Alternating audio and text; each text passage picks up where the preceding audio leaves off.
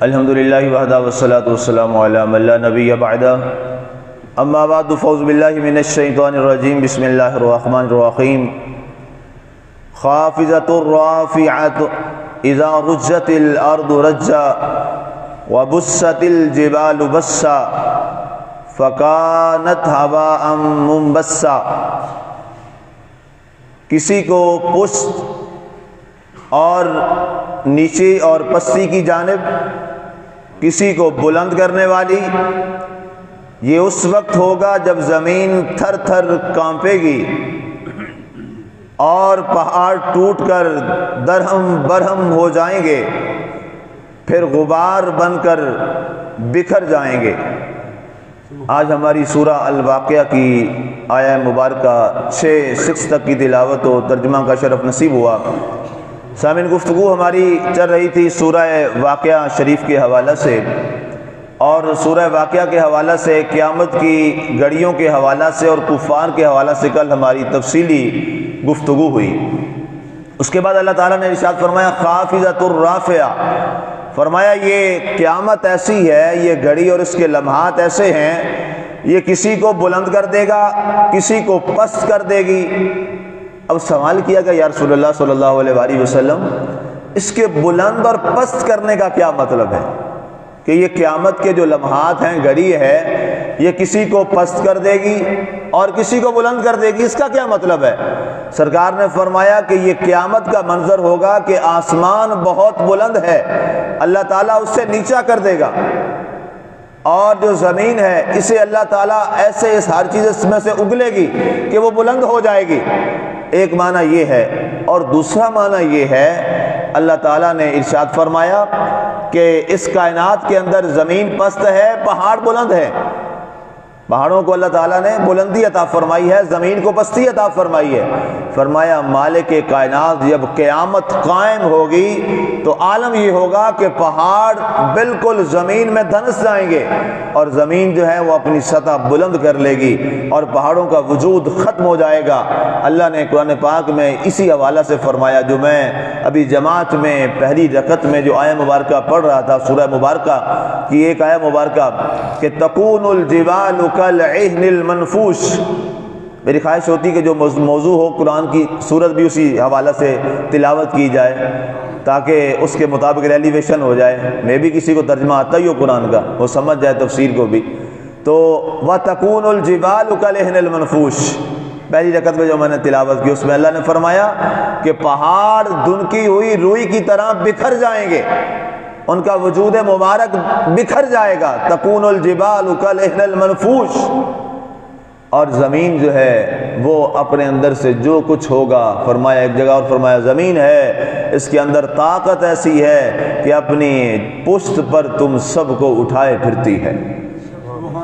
یہ زمین کی طاقت ہے، یہ زمین کی قوت ہے کہ جو اپنے اوپر سب کو اٹھائے پھرتی ہے۔ بڑے بڑے محلات زمین کے اوپر ہیں، بڑے بڑے بوجھ اس زمین کے اوپر ہیں۔ آپ دیکھیے کہ بڑے بڑے وزن اس زمین کے اوپر ہیں، کون اٹھاتی ہے؟ زمین اٹھاتی ہے۔ اللہ فرماتا ہے زمین نے اپنے اوپر اس کو اٹھا رکھا ہے، زمین نے اس کو اپنے اوپر بوجھ کے طور پہ اٹھا رکھا ہے۔ اور آگے ارشاد فرمایا گیا اذا رجت الارض رجا، یہ وہ وقت ہوگا جب زمین تھر تھر کانپے گی۔ پھر اب یہی زمین ہے، کانپتی نہیں ہے، بوجھ کو اٹھائے ہوئے ہے، اپنے اوپر کتنے وزن اٹھائے ہوئے ہے اور مضبوط کھڑی ہے، کتنی بڑی بڑی بلڈنگیں اس زمین کے اوپر قائم اور دائم ہیں۔ لیکن جب قیامت کا دن ہوگا، یہی مضبوط زمین جو ہے یہ تھر تھر کانپنا شروع ہو جائے گی۔ یہ قیامت کا ہولناک منظر ہوگا، یہ خوفناک منظر ہوگا، انتہائی خوفناک منظر ہوگا یہ قیامت والا۔ اور اس قیامت والے منظر نامے کے بعد ایک بڑا عجیب سا معاملہ ہو جائے گا کہ اب اس کے بعد وہ پہاڑ جن کے سلاسل نہ ختم ہونے والے تھے، جن کی مضبوطی زمین کیا آسمانوں سے اور فلک شگاف اس کی بلندیاں تھیں، وہاں آسمان تک بلندیاں اس کی چھوتی تھیں، کیا ہوگا؟ اچانک سارے کے سارے روئی کی طرح ہواؤں کے نظر ہو کے اڑنا شروع ہو جائیں گے۔ اب اندازہ کیجئے یہ غالباً 8 اکتوبر 2005 میں زلزلہ آیا تھا، جو بڑا زلزلہ آیا تھا، تاریخ اگر میری غلط نہ ہو تو یہی تاریخ میرا خیال ہے، 8 اکتوبر 2005 میں پاکستان کی تباہی کا ایک بہت بڑا ایک عجیب منظر تھا۔ تمام جو یہ ناردرن ایریاز تھے تباہ و برباد ہو گئے، تباہی ہو گئی پورا ملک ہمارا، سب سے زیادہ ہمارا ملک جو ہے وہ اس سے ڈسٹرب ہوا۔ کیا تھا؟ ایک جھٹکا لگا تھا، ایک جھٹکا تھا، اور اس جھٹکے نے کیا کیا؟ اس نے تباہی اور بربادی پھیر کے رکھ دی۔ ایک جھٹکا لگا، بڑی بڑی فلک شگاف بلڈنگیں، کیا ہوا تھا؟ دنیا نے دیکھا اپنی نظروں میں، فوراً ساری کی ساری زمین بوس ہو گئی تھی۔ یہ قیامت نہیں تھی، یہ ایک صرف تھر تھراہٹ تھی زمین کی۔ زلزلہ کیا ہوتا ہے؟ زمین کانپتی ہے نا جی، اور تو کچھ نہیں ہوتا، ہلکی سی تھر تھراہٹ ہوتی ہے، اور اس کے بعد وہ ساری زمین کے نیچے بہر جاتی ہے، اور تباہی بربادی۔ وہ لوگ جو کل تک ارب پتی تھے، کھرب پتی تھے، زلزلے کے بعد وہ گدا اور فقیر ہو گئے۔ جو بڑے بڑے پلازوں کے مالک تھے وہ جناب کٹیا اور ایک خیمہ بستی کے اندر رہنے پر مجبور ہو گئے، اور وہ ایک روٹی کے نوالے کے لیے ترسنے لگے۔ اللہ نے فرمایا یہ ہم نشانیاں تمہیں دکھاتے ہیں، اور کبھی غور تو کرو، کبھی غور تو کرو اس بارے میں، یہ ہماری نشانیاں ہیں جو ہم تمہیں دکھاتے ہیں اور ان معاملات کو تمہارے سامنے رکھتے ہیں، تم اس پر کبھی غور تو کیا کرو۔ فرمایا رجت الارض رجا، یہ اس وقت ہوگا جب زمین تھر تھر کانپے گی۔ زلزلہ چند سینکڑوں، اور اگر خدا نخواستہ یہ منٹوں پہ محیط ہو جائے نا، چند سیکنڈ کے لیے آتا ہے نا، ہم سب کو مسلمان نہیں کر دیتا۔ اسی ساری سال رہیں کھپ کھپ مر جائیے ہیں، ایک جھٹکا لگتا ہے سارے مسلمان ہو جاتے ہیں کہ نہیں ہو جاتے؟ جن کی زبانوں میں کبھی بھی کلمہ جاری نہیں ہوتا، وہ بھی لا الہ الا اللہ کا ورد کرتے ہوئے گھروں سے باہر نکل جاتے ہیں، اور اللہ اللہ یاد آ جاتا ہے۔ مالک چاہتا ہے میں چاہوں نا تمہیں سیدھا کرنا تو 1 منٹ میں تمہیں سیدھا کر دوں، 1 منٹ میں۔ زلزلہ آتا ہے سارے سیدھے نہیں ہو جاتے، یاد آتا ہے کہ نہیں؟ اللہ یاد آتا، فوری طور پر زبانوں پہ لا الہ الا اللہ جاری ہو جاتا ہے۔ اللہ نے فرمایا یہ کیا ہے؟ یہ اس ذات کا کرم ہے کہ اس کے باوجود اس نے تمہیں اپنے کرم کے ساتھ محفوظ رکھا ہوا ہے۔ آگے ارشاد فرمایا گیا وَبُسَّتِ الْجِبَالُ بَسًّا، اور پہاڑ ٹوٹ کر درہم برہم ہو جایا کریں گے۔ یہ وہ لمحہ ہوگا کہ پہاڑ ٹوٹ کر درہم برہم ہو جائیں گے، تباہ و برباد ہو جائیں گے، اور ان کا وجود تک ختم ہو جائے گا۔ کتنے ہزار کلومیٹر بلندی ہے ماؤنٹ ایوریسٹ، جو دنیا کی بلند ترین چوٹی۔ پاکستان میں K2 دیکھ لیں، دنیا کی دوسری بلند ترین چوٹی ہے K2، لیکن کیا ہوگا؟ اس کا وجود ایسے ختم ہوگا کہ جیسے دنیا میں کبھی اس کا وجود بھی نہیں تھا، دنیا میں اس کا وجود بھی نہیں تھا، سب ختم ہو جائے گا۔ فَكَانَتْ هَبَاءً مُنبَثًّا، وہ پھر غبار بن کر بکھر جائیں گے، تباہ ہو جائیں گے، اور دنیا دیکھے گی کہ کل جس کا ہم انکار کیا کرتے تھے آج کیا ان کا عالم ہو گیا۔ عالی مرتبہ سامعین، سورہ واقعہ کی یہ آیات ہمیں جھنجھوڑ کر کہتی ہیں۔ اچھا، اللہ بات تو قیامت کی کرنا چاہ رہا ہے، یہ باتیں کیوں کی؟ سوال یہ ہے، بڑا خوبصورت یہ مفسر نے ایک سوال اپنی طرف سے لکھا اور جواب بھی اس کا لکھا کہ سوال یہ ہے کہ بات تو قیامت کی ہو رہی ہے اور یہاں گفتگو جو ہے یہ چل پڑی، اس کا کیا مقصد ہے؟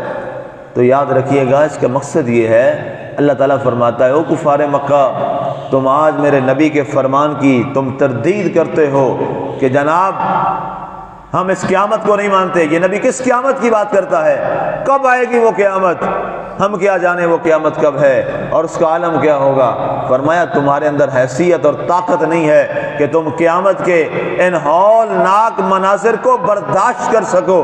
یہ اللہ کی ذات ہے جس نے تمہیں اپنے کرم کے پردہ میں رکھا ہوا ہے۔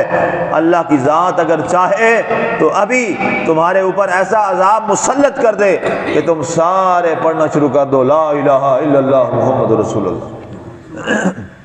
لیکن یہ رب کا کرم ہے کہ اس نے کافر کو بھی اختیار دیا ہے پورا۔ آج کافر کو بھی رب نے پورا اختیار دیا ہے کہ ٹھیک ہے تو دوڑ لے، کہاں تک دوڑ سکتا ہے، لیکن ایک دن تجھے آنا میری ہی بارگاہ کے اندر ہے۔ ہم سب کو ایک دن اللہ کی بارگاہ میں ہی جانا ہے، اور اللہ کے حضور جا کر ہمیں اس کے حضور یہ سارے عرض گزار کرنی ہے۔ اللہ تعالیٰ کی ذات ہمیں ان لمحات سے پہلے، جو اصل بات ہے، اللہ ان لمحات سے پہلے ہمیں اچھے عمل کرنے کی توفیق عطا فرمائے۔ قیامت تو ہم میں سے سب کے لیے آنی ہے۔ جو فوت ہو گیا، میں نے کل بھی عرض کیا تھا، اس کی قیامت آ گئی، اس کا سلسلہ منقطع ہو گیا۔ لوگ کہتے ہیں جی قیامت، وہ جو بھائی فوت ہو گیا اس کی تو قیامت آ گئی۔ اب نہ وہ نمازیں پڑھ سکتا ہے، نہ روزے رکھ سکتا ہے، نہ وہ اب صلہ رحمی کر سکتا ہے، نہ اب لوگوں میں وہ جناب فلاحی کام کر سکتا ہے۔ اب اس کی کتابیں کلوز ہو گئی، یہ دونوں چیپٹر کلوز ہو گئے، اس کی قیامت آ گئی۔ اللہ کے نبی نے فرمایا اس کی قبر کو یا جنت کے باغوں میں سے ایک باغ یا جہنم کے گڑھوں میں سے ایک گڑھا بنا دیا جاتا ہے۔ اللہ ہمیں محفوظ رکھے، اللہ ہمیں عافیت میں رکھے، اور خدا نہ خواستہ وہ کسی کا بھی نہ ہو، بلکہ اللہ تعالیٰ ہماری قبروں کو اس قرآن کی برکت سے روشن فرما دے۔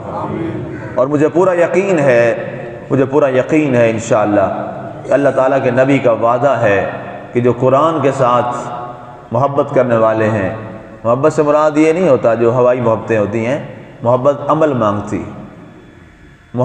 مانگتی ہے۔ جو قرآن سیکھنے سکھانے والے ہیں، اللہ کے رسول نے جو ایک ہمیں تحفہ دیا ہے حدیث کی صورت میں، فرمایا خیرکم من تعلم القرآن وعلمہ، تم میں سے بہتر وہ ہے جو قرآن سیکھتا ہے اور قرآن سکھاتا ہے۔ یہ سرکار نے فرمایا، میں نہیں کہہ رہا، تم میں سے سب سے اچھا وہ ہے جو قرآن سیکھتا ہے اور قرآن سکھاتا ہے۔ تو اللہ نے ہمیں وہ مقام اور اللہ تعالیٰ نے ہمیں وہ موقع دیا ہے۔ یہ اللہ کا کرم ہے، یہ اللہ کی ذات کا کرم ہے کہ اس نے موقع نصیب فرمایا۔ آپ سیکھ رہے ہیں، میں سکھا رہا ہوں۔ اللہ کے کرم سے اللہ نے اس حدیث میں اور اس مقام میں اور اس درجے میں اللہ تعالیٰ نے ہمیں یہ مقام عطا فرما دیا۔ آپ صحابہ کی سنت ادا کر رہے ہیں، میں آقا کریم علیہ الصلوۃ والسلام کی سنت تازہ کر رہا ہوں، اور اس انداز میں جو اصل مشن ہے قرآن پاک کا، ہم اس کی جانب بڑھ رہے ہیں انشاءاللہ۔ اللہ کے نبی کا یہ فرمان بھی ہے کہ جو قرآن کے ساتھ اس انداز میں محبت کرتا ہوگا، فرمایا اگر عذاب قبر کے اندر دائیں طرف سے آئے گا تو قرآن آگے ہو جائے گا، کہے گا مولا نہیں، یہ شخص وہ تھا جو قرآن کی محفل میں بڑے اہتمام کے ساتھ آیا کرتا تھا، شوق کے ساتھ آیا کرتا تھا۔ نہیں، عذاب نہیں، دوسری طرف سے آ جائے گا، عذاب آئے گا، قرآن آگے ہو جائے گا۔ یہ حدیث کے الفاظ ہیں۔ قرآن کہے گا نہیں مولا، میں گواہی دیتا ہوں، یہ میرے لیے سردی کے ٹھنڈے پانی بھی برداشت کرتا تھا، گرمی کی شدت بھی برداشت کرتا تھا، یہ ساری موسم کی شدت، بارش بھی برداشت کرتا تھا، لیکن مولا میرے شوق میں آتا تھا، میں اس کو عذاب اس تک نہیں آنے دوں گا۔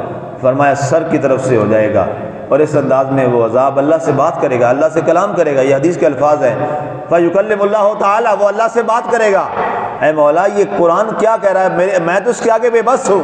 اللہ فرمائے گا اچھا، اگر قرآن کی 3 گواہیاں آ گئی ہیں نا تو جاؤ اس کو معاف کر دو۔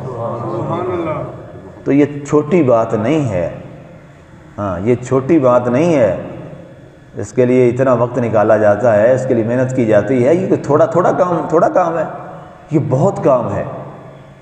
آج شاید لوگ نہ سمجھ پائیں اس جو میں باتیں کرتا ہوں، شاید آج میری باتیں انہیں نہ سمجھ آئیں، لیکن ایک دن سمجھ آ جائیں گی، لیکن اس دن پھر ہاتھ وقت سے جا چکا ہوگا، اس دن یہ سارے منظرنامے سامنے آ جائیں گے۔ اور یہ ہوائی باتیں نہیں ہیں، یہ وہ باتیں ہیں جو اس رسول نے بیان کی ہیں جس کی زبان سے سوائے حق کے کوئی نکلتا ہی کچھ نہیں۔ ما ینطق عن الہوی ان هو الا وحی یوحی۔ اللہ تعالیٰ کی ذات ہمیں عمل کی توفیق عطا فرمائے، آمین۔ وما علینا الا البلاغ المبین۔